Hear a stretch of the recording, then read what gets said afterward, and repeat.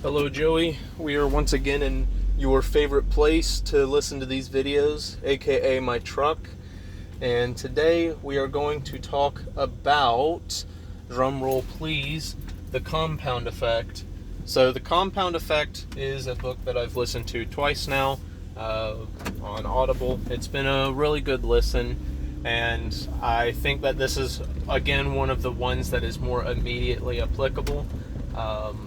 It kind of goes hand in hand in a lot of ways with what Atomic Habits is teaching, and it's both interjections of his personal story with his role model being his dad and how he drove him to being the successful guy that he is, and also talking about the compound effect. And so the compound effect is really just a way of saying or describing the habits that we build over time, or the bad habits that we've built over time, and how they affect us without us knowing or noticing. And so obviously one of the most important portions of going up in the world is knowing that you're trying to accomplish something that you're not going to see the benefit of on a day-to-day basis generally. Sometimes that is not the case, and it will be something that is noticeable, but oftentimes what you're looking to do is build 1% over and over, build the compound effect into making sure that at the end of the day, when you're getting up in age, you've set yourself so well for success that you have this oyster that you are able to just pull all of the resources you need from, setting yourself up for success. And so this book talks about a bunch of different things. It talks about this, which one would you rather take, $3 million or a penny that compounds, it multiplies by 2 each day. And the thing is that the penny, well, I forgot to mention, but in the time frame of 31 days. And the thing is that the penny will reach somewhere upward of 10 million by the end of that time frame. Now, the interesting thing that I need to figure out the question for is, like, when it comes to like literal money, what you need to put your money into for there to actually be a good accruing interest rate. Because I looked at the savings account with our banking, which is Uncle CU. It's not a very big bank, and the savings account literally accrues 0.01% a year. So that is truly abysmal. If you're listening to this, this is me ringing for 123 help. If you've got different avenues and ideas for actually accruing interest from savings and investment, that would be some much appreciated information. Another thing that the book talks about is the proverbial 3 friends, where one essentially doesn't change anything. One is going to skim down about 125 calories every single day, and then one is going to be eating a small surplus of about 125 each day. And over the course of just shy of 3 years, the person that was eating more is going to have gained around 33 pounds. The person who is eating about that much less is going to have lost that same amount of weight. And the person who didn't change anything is in just about the same place, but they're more bitter about things because they feel stuck and complacent. And what's so dangerous about the final one is that there is no, what's the word I'm looking for? There's no incentive in the average person, because that final person is the average person. There's no incentive that you feel in your bones to change that. That's, if you've ever thought about this is why so many success stories, like huge success stories, involving people that became millionaires or the best at their vocation, they were at rock bottom because the pain was just so bad that it got them to get up and try harder. and it was a test of making or breaking them, and it made them. There's this funny quote in the book where it's like, do elephants bite? No. Do mosquitoes? Yeah. And sort of the parallel that's drawing is, if a problem is big, say like an elephant, then you would know to not even allow yourself to get bit by that. But mosquitoes are just so hard to keep from biting you. Essentially, they've already bit you by the time that you realize. So when it comes to good habit building, you have to put on the repellent before those mosquitoes were to become a problem. And that's absolutely the case. When it comes to my personal stuff like that, like, I suppose the next thing that I need to start looking at more is tracking my calories. I personally don't do that right now because we generally eat pretty healthy. But I do feel like I need to start doing that, because obviously I am trying to make a good body for myself that I'm happy with. And, you know, that's going to take actually paying attention to what I'm doing.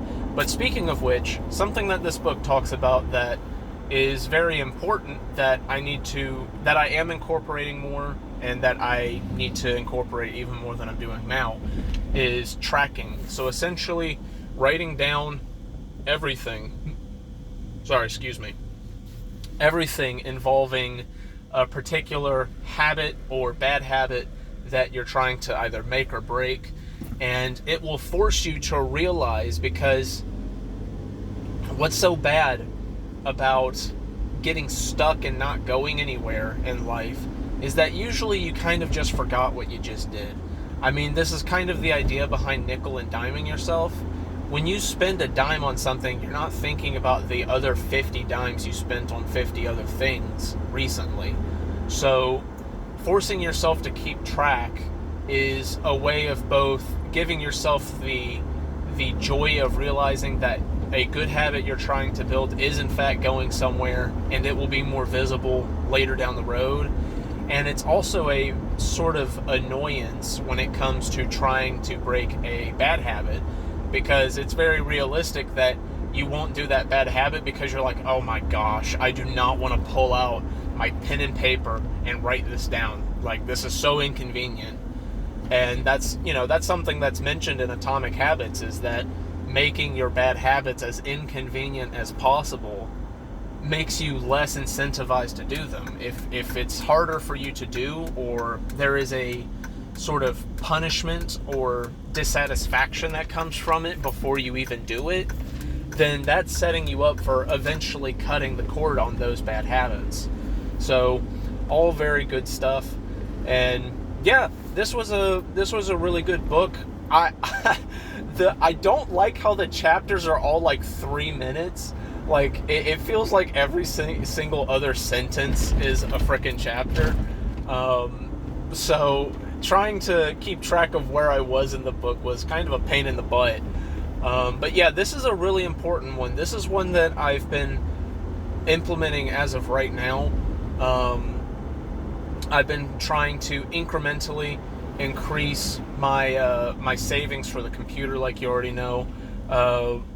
I've made actually a fairly large jump here recently when it comes to the amount of volume I'm doing on my workouts, but that's because I have almost no weight to work with. And these moves and whatnot are inspired by things that I read in the book. Another thing worth noting is the sort of two different approaches that you can take to making or breaking a habit, which is either dipping your toes in or taking the plunge. And the way he puts it is that dipping your toes in is more applicable for the mass majority of people, because say you're like getting in cold water, right? Like, some people will just full on jump in, and that'll be probably excruciating for like 10 seconds or so, but it'll be much more manageable for more people if they start with their feet and incrementally work their way up their body to being able to get in cold water, just as an example. And you can view habit making or breaking the exact same way, like slowly ebbing or slowly increasing the amount that you are making or breaking a given habit, and essentially building up that over time or taking away from it over time if it's something you're trying to cut out of your life. And one of the last things that's mentioned in the book that I've been applying at work when handling customers is the idea of doing the exceptional, doing what's unexpected.